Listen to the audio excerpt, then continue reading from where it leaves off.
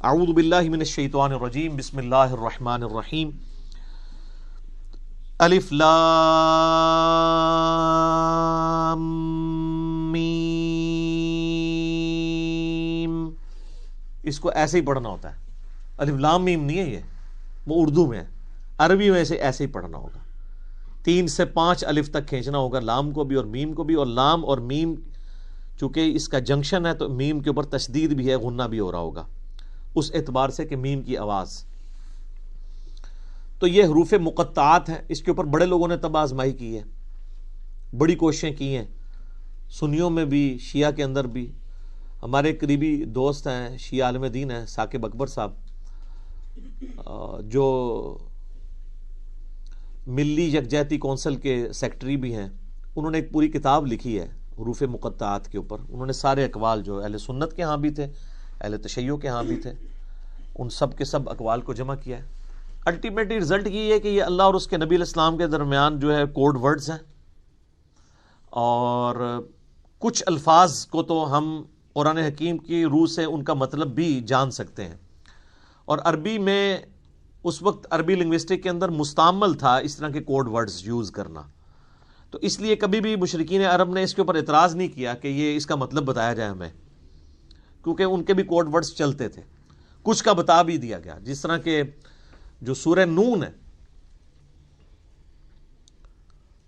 سورۃ القلم بھی جسے کہتے ہیں، پارہ نمبر 29 میں، تو اس میں صاحب الحوت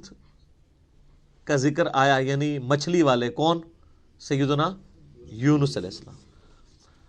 اور سورہ الانبیاء میں حضرت یونس کا نام ہے ذن نون، نون والا،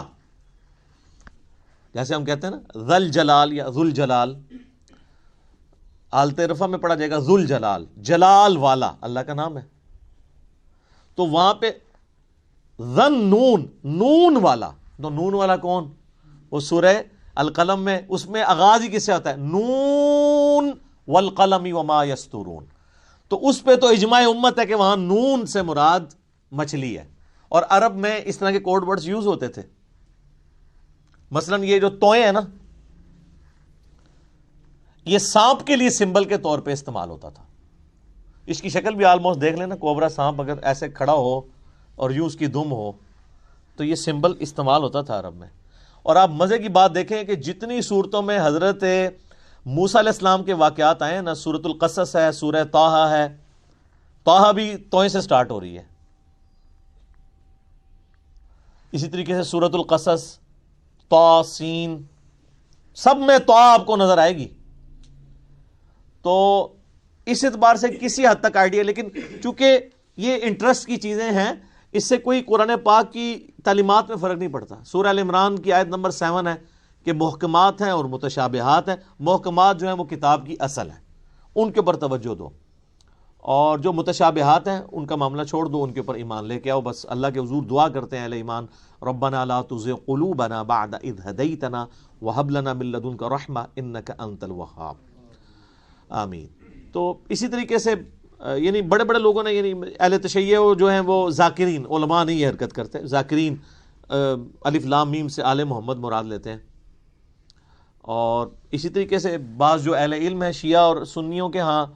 وہ کہتے ہیں الف جو ہے یہ اللہ کے لیے ہے، اور جو میم ہے یہ محمد کے لیے ہے، اور لام جو ہے وہ جبرائیل کی جو لام ہے نا اینڈ پہ، اور وہ کہتے ہیں یہ چیز یعنی اسٹیبلش تھی کہ جب کوئی کسی کی طرف خط لکھتا تھا نا، تو اس کے کوڈ ورڈ کے طور پہ جو لکھنے والا ہے اس کے نام کا بھی پہلا حرف لیا جاتا تھا، اور جس کی طرف لکھا جاتا ہے اس کے نام کا بھی پہلا حرف لیا جاتا تھا، اور جو بیچ میں میسنجر ہوتا تھا لے کے جانے والا اس کے نام کا آخری حرف ہوتا تھا، تو وہ بالکل فٹ ان بیٹھتا ہے، اللہ کا پہلا حرف الف، اور محمد کا پہلا حرف میم صلی اللہ علیہ وآلہ وسلم، اور جبرائیل کا آخری حرف لام۔ تو یہ بڑے لوگوں نے اس کے اوپر کام کیا ہے، ایون امام ابن تیمیہ نے بھی اس کے اوپر کافی تباہ آزمائی کی ہے، بڑے لوگوں نے کیا ہے۔ تو اتنی گفتگو کافی ہے میرا خیال ہے۔